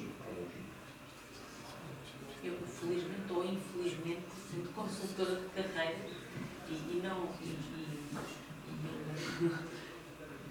delineei a vida dos meus filhos, ou seja, os meus filhos têm 2 anos de idade e inscrevi-os sempre num desporto individual e num desporto coletivo para desenvolverem as competências. Isto é um bocado quando a pessoa verbaliza, mas com a consciência, quando trabalho na área, portanto, para desenvolverem sempre um desporto a nível individual e um desporto coletivo. O Rafael agora está no rugby, mas já esteve no futebol, agora está no rugby só, não está a fazer nenhum desporto individual, mas praticou judo durante muito tempo e, portanto, ou seja, de fazer os 2 tipos de esportes, porque eu sabia que não era só a minha educação que contribuiu para o desenvolvimento deles enquanto pessoas e enquanto competências. E foi algo planeado desde pequeninos. E, portanto, tanto a Maria como o Rafael estão desde pequeninos no desporto, um individual e um coletivo. E às vezes, ao início, eles agora veem isto como algo habitual no dia-a-dia. E as pessoas perguntam, mas tu cansas tanto os miúdos, ou os miúdos...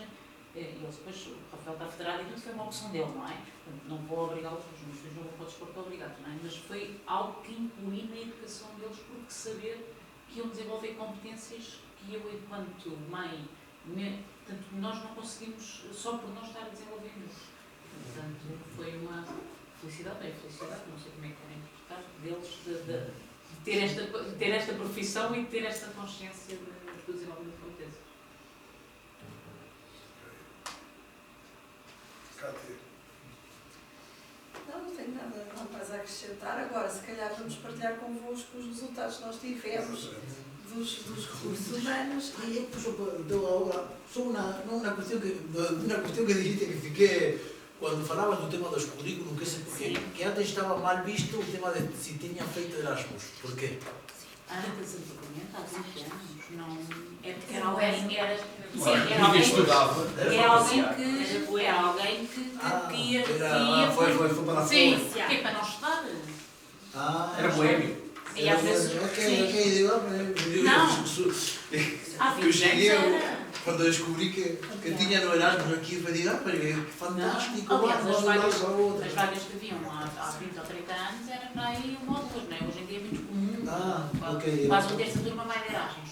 Mas há 20 anos as empresas olhavam e diziam, bem, este quer ir lá para fora para não estudar. Era a forma como as empresas viam. Hoje em dia não, é o oposto. E hoje em dia os alunos, por exemplo, vêm ter, quando é para revisar, eu agora trabalho mais com alunos da MBA, mas alunos recém-licenciados ou que têm trabalhado no mestrado, dizem, Nádia, não tive uma boa nota no Erasmus ou não fui para a melhor faculdade. Eu disse, a empresa não quer saber se tiveste uma boa nota, não quer saber se foste...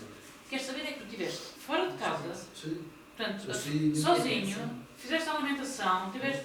E houve uma aluna no auditório do ISCTE que disse assim, eu nunca tive possibilidade de notários para ir para Erasmus e ela, pela forma como ela está a falar, eu percebi que ela não era de Lisboa. E eu perguntei, és de onde? E ela disse, eu vim de Braga. E eu disse, isso é o teu Erasmus. Tu estás em Lisboa, tens família? Ela disse não. Então estás em Lisboa sozinha, sem família. E portanto vocês têm que valorizar isto no vosso currículo, porque às vezes as pessoas fazem uma lista de funções e tarefas num currículo que pode estar o seu nome ou o meu. É uma lista de funções e tarefas. E as pessoas têm que valorizar as competências que desenvolveram ao longo da sua vida nas diversas experiências que tiveram, seja no desporto, seja ter estudado fora de casa, desenvolve imensas competências. Não é a mesma coisa que o miúdo que apanha às 8 horas o comboio, vai para Lisboa e está a estudar e volta para casa e os pais têm o jantar feito, não é? Portanto, alguém que vem para uma cidade completamente diferente, tem que ir às compras, tem que fazer almoço, tem que fazer jantar, portanto, tem que gerir o orçamento familiar, não é? Tem que gerir, a mãe manda-lhe uma mesada e ele vai ter que gerir. Portanto, tudo isto é desenvolvimento de competências. É a forma em que as pessoas têm consciência disso. Agora, relativamente só ao preconceito do desporto, estava-me a lembrar, não há muitos anos, um casal amigo, estavam-me a dizer, nós temos filhas, temos raparigas, e então, eles estavam a dizer, não sei o quê, só peço que ela não seja, não sei o quê, já não digo o quê. Também não gostávamos que ela fosse desportista. Desportista? Porquê? Porque aquilo não me fez sentido nenhum. E eles também não conseguiram explicar, mas eu acho que associavam ser desportista a essa coisa de ou ter menos lado intelectual, ou como se uma coisa correspondesse à outra. Agora que estávamos a falar disso, lembra-me, quer dizer, foi uma coisa que eu nunca percebi aquele reparo. Eu que não tenho No nada ano a dizer. passado, a Maria Godenal tinha 8 anos e ela chegou a casa e disse, mãe, ela joga futebol no intervalo, e ela disse, mãe, eu quero ir treinar futebol. Eu disse, ok. Portanto, peguei nela, fui lá ao clube desportivo que está ao pé de mim e fui ao treinador e disse assim, ela queria vir treinar. E ele olhou para mim e eu disse assim, eu vi no vosso site que os clubes são mistos, até aos 10 anos. Exato. É até aos 13, no futebol é até aos 13. Portanto, eu vi eles no site das Águias Unidas, dizia até aos 10. E eu disse sim, vi que era mistos e que não havia, porque primeiro que vai para o de futebol feminino, mas para a idade dela dizia que era misto.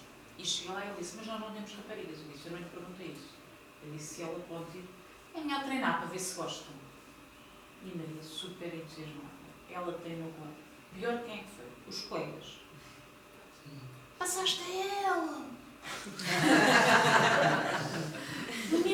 Os pais nas bancadas. Fiquei autorizada. Quantos anos? Com 8 anos. Portanto, ela tem 8 e os miúdos têm todos 8 anos. Sim, mas o Rafael, eu dei graças a Deus quando ele saiu do futebol foi para o rugby, porque assistir a um jogo de miúdos de 6, 7 anos de futebol com pais, todos os pais acham que estão a criar Cristianos Ronaldo, e ele luta familiar para não ter se o próprio filho falha um golo, aquilo quase que eu ficava, portanto, agradeci quando ele foi experimentar o rugby e adorou e disse, não é isto que eu gosto, é isto que eu quero. Porque aquilo dava-me, é uma pilha de ver fazer um jogo de futebol de crianças. Mas ela foi, e estavam os pais, eu sentada, não sabia que era a mãe dela, agora metem uma miúda aqui, vai-me estragar o jogo todo, e ele disse assim, mas que faz isso? E ela saiu feliz da vida. Jogou, claro que sim. Porque jogou, e eu disse assim, mas queres ir treinar para o ano? Ela disse que quer. Depois eu tive o verão, porque ela foi, portanto, para entrar agora na época de setembro. E eu tive assim, tive a balançar o que era mais positivo para ela, se era ela ir treinar, ou se ela era estar a levar um ano letivo com isto, que era os colegas a jogarem com isto, é aos pais, e depois se calhar o treinador não ia chamar por ela ser rapariga, o resto era para os rapazes, não havia outra rapariga. E portanto, durante o verão fui falando com ela escolheu o desporto, não era por ser futebol, era porque eu acho que não ia lhe beneficiar em nada. Porque, por causa dos preconceitos, portanto, aquela depois ali, eu há bocado li aqui no outro quadro que tinha aqui a autoestima, não era? E eu acho que às vezes o desporto também funciona ao contrário. Também pode funcionar ao contrário. E portanto, aí ela acabou por não ir. Mas havia muito esse conceito de. As raparigas que praticam desporto. Sim. Quero apresentar esse caso. Isto são os fim. Pronto, estes são os resultados globais dos nossos recursos humanos com quem nós trabalhamos. Tem aqui mais destacado, portanto, assim, no fundo, nesta mistura de palavras aparecem as competências, aparece a descoberta, decisão, criatividade,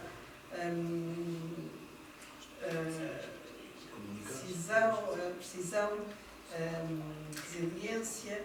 E no fundo era para vos perguntar a vossa opinião. Vocês já acrescentaram uma série deles aqui, não é? Mas este é o resultado especificamente de pessoas da área dos recursos humanos, ou seja, aqui não temos os treinadores, Sim. Depois vamos ter um outro em que nós vamos fazer aqui a convergência. Sim, está aqui a tolerância, que não fomos falando, mas que é A descoberta. a descoberta. A descoberta era uma coisa que eu realçava logo, porque o facto de nós estarmos a moldar pessoas curiosas, isto para as organizações também é fundamental, né? A curiosidade faz com que a pessoa vá atrás de conhecimento adicional. E eu acho que a descoberta também faz muita diferença. E a solidariedade. Acho que também é de puxar aquilo que estava a dizer há pouco, eles perceberem quem está no banco e quem não está, e portanto eles vão também aprendendo isso. Eu desde que apontei, penso que a única que não está aqui foi a questão do foco, foi logo das primeiras que disse, por acaso não aparece. Poderá estar inserida numa outra palavra que, por exemplo, alguém falou do contribuição, de facto, colocaram aqui, exato. A paixão aparece aqui, no canto superior direito, e mais abaixo. Pontualidade também, isso aí, porque é lançar disciplina. Este texto aqui é o quê? Este não percebo. Não. O que é texto? É que se testam a si próprios. Ok.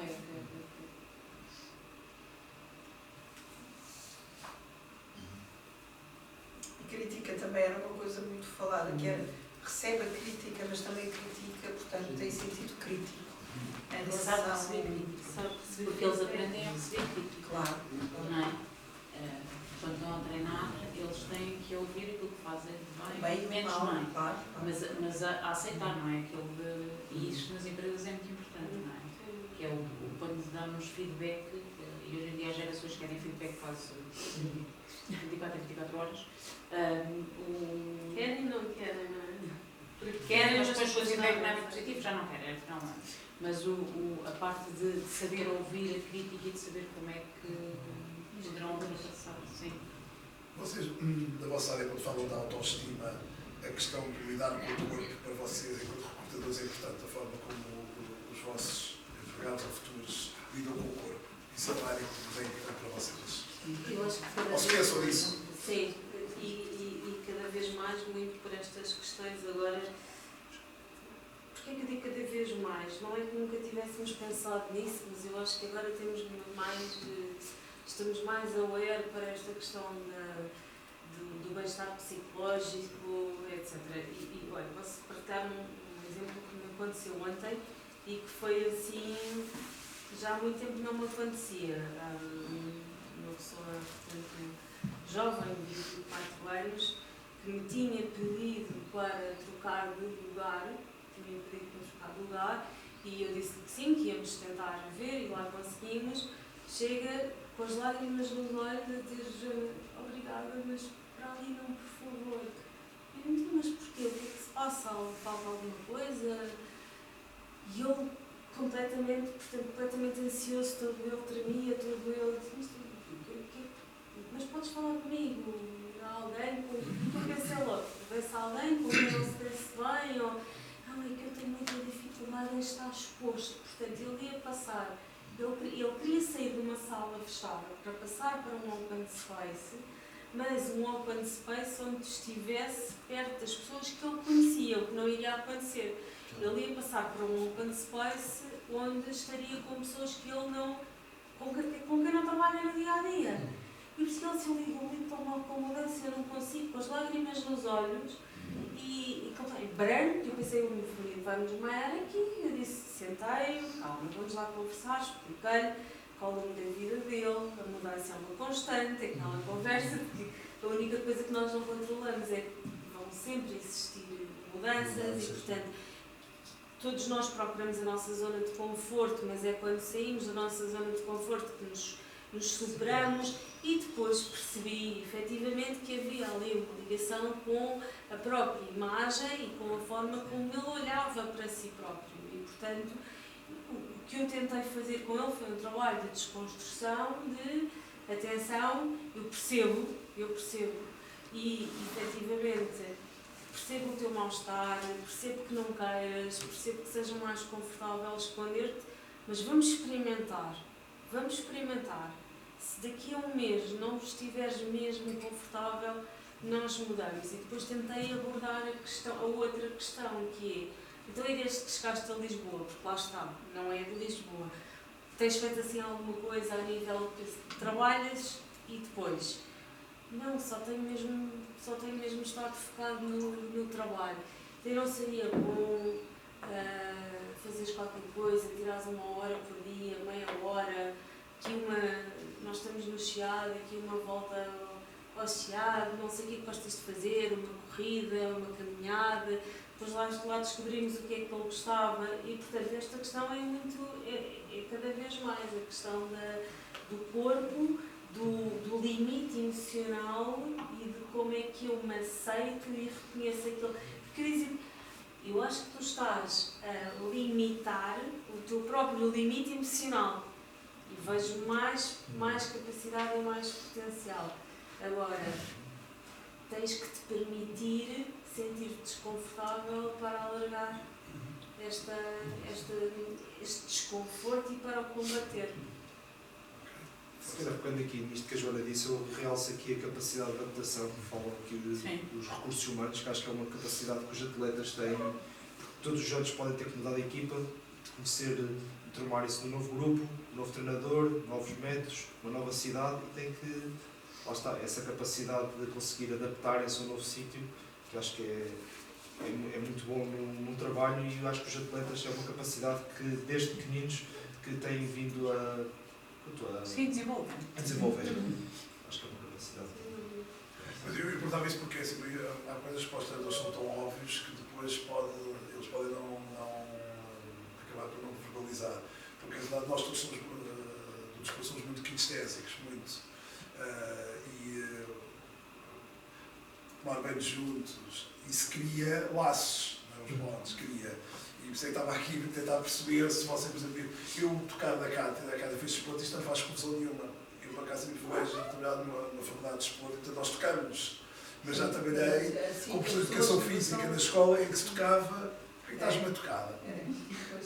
Uma vez uma aluna me dizer isso, na aula de ginástica, estávamos a fazer manipulação, ela disse, porque a professora estava a tocar? Eu disse, olha, a próxima vez não toca, vais-te partir toda. Ela, até melhor tocar, pois, tu vais tocar, eu agarrado. Portanto, e a questão de nós sermos, no desporto, habituarmos a isso, cria-nos laços. O estar à vontade com o corpo intuitivamente ser bonito ou feio, nem sequer estamos a pensar nisso. Faz parte. Portanto, tentamos no balneário, sejam rapazes ou raparigas, tomamos bem juntos, não é? Em casa. Infelizmente, acho que há poucas crianças que tomam bem com os pais, que é uma prática fundamental no conhecimento do corpo. Mas aí depois lá entra com a educação, a religião, enfim, entram outras. Era aqui uma curiosidade de saber se vocês ligam a isso no momento do recolhimento, ver como é que a pessoa se sente, não é? A forma como estamos sentados, às vezes, na entrevista, estamos à vontade. Sim, exatamente. O não verbal é tudo. Portanto, se nós vemos alguém muito contraído, sempre muito contraído, braços fechados, aquela postura chegada para trás, na defensiva, a defender-se, muito sério, e os primeiros minutos são passados a ter... Está confortável, não quer tirar essa gravata. Eu acho que a gravata brinco da situação. Não quer tirar essa gravata e está aqui. Olha, eu estou hoje cheio de calor, se não se importa, vou eu começar por tirar o casaco. Esta questão de lidar com o corpo, por acaso, uma coisa que eu achei, quando eu fazia balé, e era assim, não é? Porque nós saímos, acabamos todos ao mesmo tempo, não há cá dos individuais, aqui uma pessoa faz.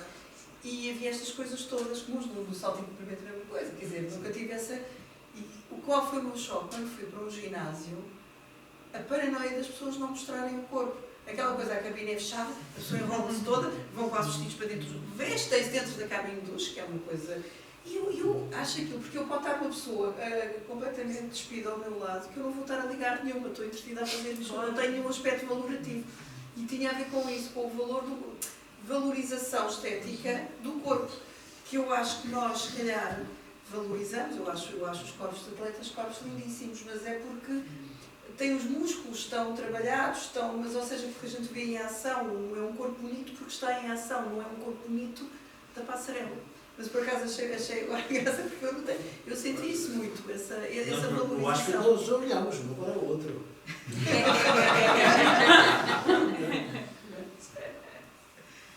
Eu pergunto se não agora vou-vos perguntar a vocês, se não há o contrário, ou seja, se não há desportos em que uma certa condição física é quase obrigatória e isso não limita... Por exemplo, no balé, sim. No pessoa tenha um abdômen magro, claro que é logo, porque não tem que fazer tanto trabalho abdominal, isso é logo uma coisa que é valorizada. Sim, também há, e eu tive colegas que passaram por processos de anorexias e bulimias, exatamente por isso, porque eram pessoas que tinham tendência a ser mais cheinhas, até que o balé, felizmente, quando começámos a ter mais experiências com as pessoas de balé contemporâneo, o balé contemporâneo não há uma carga tão grande em relação ao controle do corpo, apesar que as bailarinas, em muitos países, em Portugal acho que já se abandonou completamente essa prática, são, cá em Portugal o curso não permite, mas são pesadas semanalmente. E isso, em certas práticas físicas, é muito rígido. Eu, por acaso, nunca... Os esportes de combate é a mesma coisa, todas as vezes. Sim, é por peso. Mais um quilo ou menos um quilo pode pôr num escalão acima ou abaixo e vai tirar vantagens depois do ponto de vista competitivo. E a natação também. A natação também, sim. Eu lembro-me quando nós estávamos lá nos Jogos Olímpicos da Juventude, nós fomos em equipa, do handball praia, 9 homens todos juntos, chegámos a um buffet, nós comíamos tudo que nos aparecia à frente. Agora, o pessoal da natação andava a comer umas saladinhas, tudo muito controladinho, pesavam tudo, aquilo para nós era absolutamente chocante. Então nós comíamos 4 pratos por refeição e elas não podem comer um bife. Isto é chocante. Sim. Ou seja, pode trazer o tema da autoestima, mas no reverso, não é? De serem muito exigentes e diria a nível psicológico. Aí tem que ser, para já o treinador tem que ter muitos conhecimentos disso e tem que saber trabalhar isso, porque de facto, para estar a este nível, claro, há esse sacrifício. E eu acho que a sociedade mudou. Ou seja, eu só olhei para a Patrícia Mamona, portanto, se a vir da rua, ela tem ombros mais largos do que qualquer mulher que não tenha praticado o desporto claramente. E hoje acho que a nossa sociedade aceita isso. Há 20 anos atrás, algumas tinham vergonha, muitas vezes a forma. Eu lembro nós da faculdade, quando íamos para os bailes de gala, uma vez víamos as nossas colegas todas vestidas, digamos, com fatos, que nós estamos a ver as pessoas dias de t-shirt e de calções. E notámos a diferença. Eu penso que hoje isto está ultrapassado. De qualquer das formas, tem influência. Estivemos a falar da ginástica rítmica, estivemos a falar da acrobática. O peso vai ter influência na coreografia. É altamente medido. Portanto, mesmo em esportes de alto rendimento, isto tem, ou o inverso. Portanto, se vocês virem a nossa lançadora de peso, ela tem que ter aquele peso, senão não consegue lançar àquela distância. Portanto, não é que seja, ela não é gorda, só que ela tem um tipo de desenvolvimento adaptado à modalidade. E claro, no dia que aparecer à vossa frente, a vocês dizem, esta coitada não deve fazer desporto há 20 anos. Não. Ela é mesmo atleta olímpica e tem que ter aquela estrutura física. E aí sim, eu acredito que a nossa sociedade tenha que, principalmente a sociedade portuguesa, outras, isto já não é um problema. Mas já agora, já admitiste, tenho outro exemplo para partilhar que aconteceu também há pouco tempo. Portanto, um advogado que vai trabalhar connosco e que veio do norte e que pratica, já não sei qual é o desporto, mas portanto ele é baixinho e é muito largo. E veio ter comigo. Mas é alterofilismo, talvez. Deve ser, já não me recordo. Mas é quase a mesma como esses. Pois é, essa característica. Então veio ter muito atrapalhado porque lhe tinham dito que ele tinha que usar sempre fato e que ele não estava a encontrar. Estás a ver? Estes fatos, dizia ele, isto aqui depois eu não me mexo. Mas isso é fácil de resolver. Quer dizer, compra 2 números acima. Então, mas e depois 2 números acima, fica muito comprido. Bainha. Ou seja, eu acho que às vezes as pessoas também complicam um bocadinho, não é? Portanto, mas isto limitou, e agora ouvindo, eu não tinha pensado nisso, não é? Houve alguém que me chamou a atenção, porque ele não estava a pôr casaco pelos vistos, porque não tinha casaco confortável, se calhar a camisa até já arrebentava, não sei. Ele sentiu-se desconfortável, não estava a ir a reuniões com clientes por causa disso, e veio ter comigo numa loja e o que é que eu faço?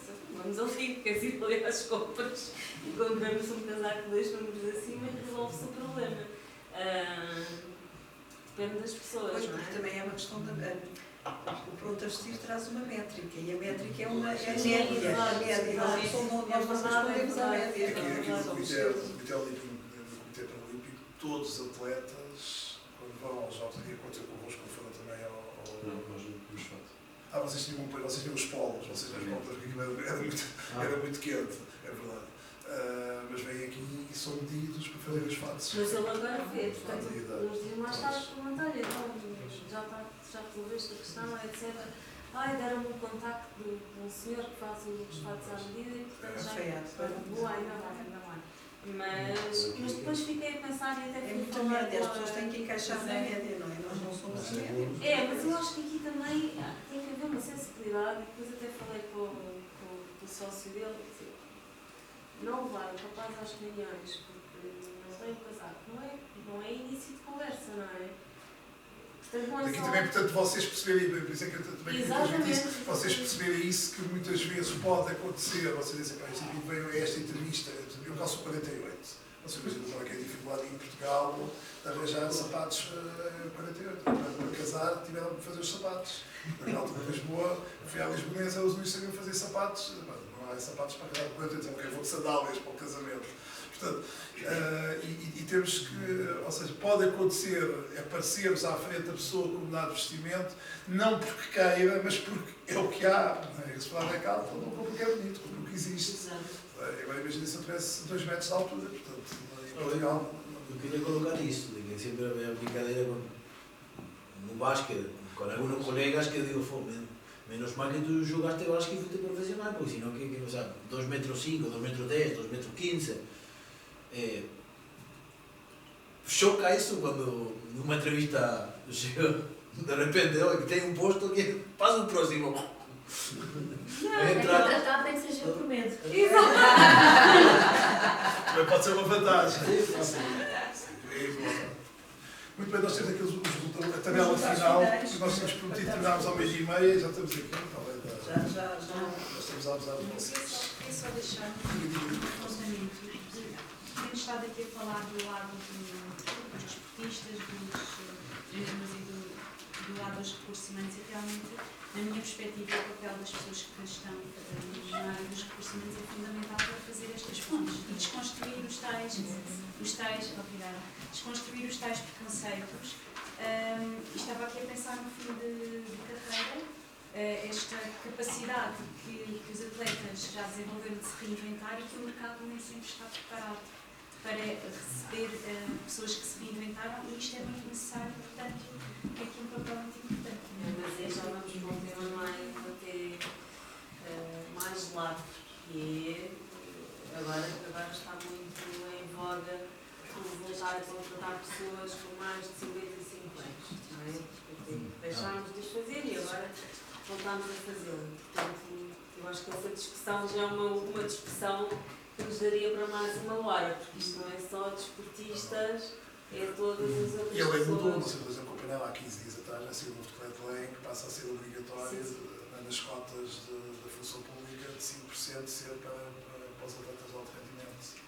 Foram as alterações, sim, foram as alterações laborais. A outra foi aquela da peça do Jorge Fonseca, o problema que ele teve porque na academia só era possível ir para as academias até aos 36 anos. Academia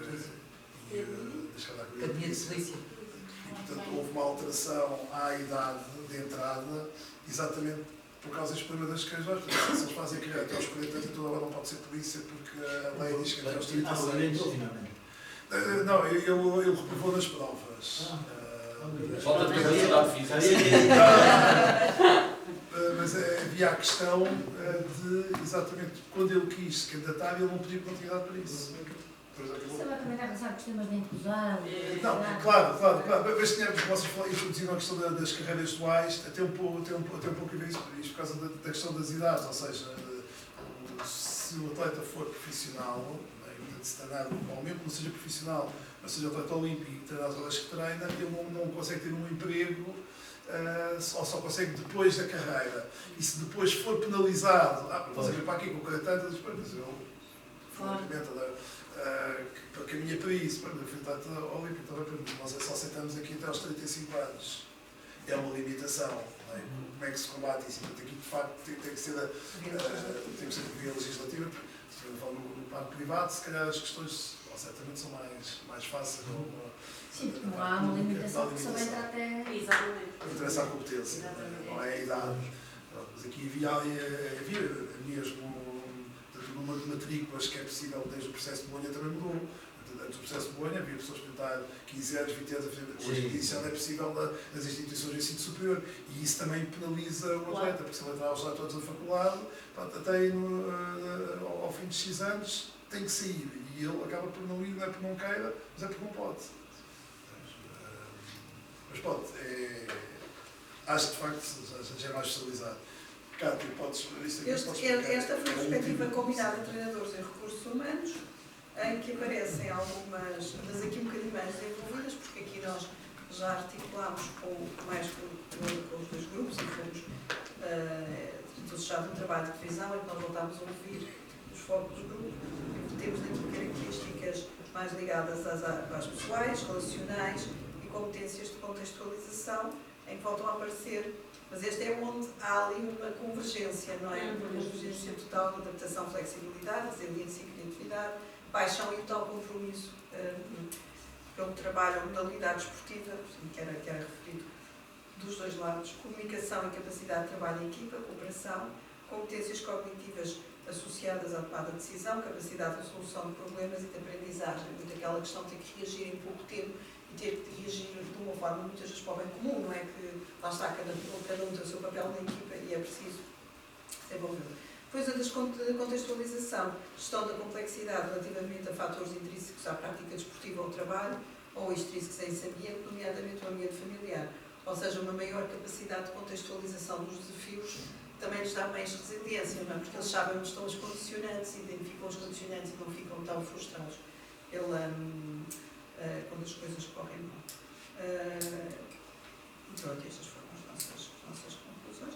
Claro que se calhar agora, depois da nossa conversa que tivemos convosco, faríamos outras, mas por isso é que elas precisam de ser testadas e por isso é que este projeto acaba por não ser um projeto que nunca terá fecho, até porque felizmente aqui os nossos treinadores vão continuar a trabalhar com os resultados do projeto, porque a sociedade é dinâmica, vai mudando, portanto nós vamos tendo que adaptar, mas sobretudo este primeiro passo era não só para criar esta ferramenta que pudesse ser dada aos trabalhadores para que trabalhassem mais estas questões de consciencialização e de reconhecimento e promoção do reconhecimento social, mas também gostaríamos, e para isso precisamos da contribuição de todos, de mobilizar para esta consciencialização em termos coletivos, para a sociedade, para os recrutamentos, também para as políticas públicas, não é? Muitas vezes a política pública anda um bocadinho afastada destas questões, ou seja, faz por via legislativa, mas não tem uma intervenção, uma promoção realmente preemptiva, ou seja que antecipe aquilo que são os desafios, e nós, claro, precisamos de uma sociedade mais ativa, tanto nas crianças, não é? Portugal, que não tinha diabetes infantil, neste momento tem um grave problema de diabetes infantil, começamos a ter os problemas das sociedades, que as pessoas costumam pensar que são desenvolvidas, mas eu acho que são demasiado, são sociedades em que as pessoas não têm prática física, ou seja, estão demasiado sedentarizadas e passivas em relação a tudo isso. Não é possível. Portanto, contamos com a vossa ajuda. Foi um privilégio ter-vos aqui. Obrigada. Da minha parte também pode agradecer, devo dizer com toda a sinceridade, assim, eu fiz parte das 3 comissões que fizeram as 3 leis dos treinadores e hoje, se fosse mudar para uma 4ª comissão, apesar que eu gosto da lei que está, todo espero que não mude a lei, já muita coisa vocês disseram aqui que me faria refletir e mudar, ou acrescentar, se não mudar, acrescentar algumas das coisas. Definitivamente acho que é lógico que nos preocupa os atletas, portanto, de facto é o mais importante do desporto, são os atletas, mas como vocês foram dizendo, eles ouvem aos treinadores e precisamos que eles passem sempre as mensagens corretas, e vocês disseram que é o que nós fazemos formação através da nossa escola de treinadores e também com as relações que temos com as federações, por causa mesmo dos cursos de treinadores, há aqui de facto tópicos que vocês me chamaram a atenção, que eu acho que são mesmo muito importantes para os treinadores transmitirem aos seus atletas, não é apenas o remate, o passe, a abraçada, há aqui outras coisas que são muito importantes. Da nossa parte dos treinadores de Portugal, acho que era difícil ficar mais satisfeito, agradeço a disponibilidade, sei que vocês têm agendas complexas Mas estas quase 2 horas foram preciosas para nós. Muito obrigado por isso. Obrigado. Obrigada. Obrigado.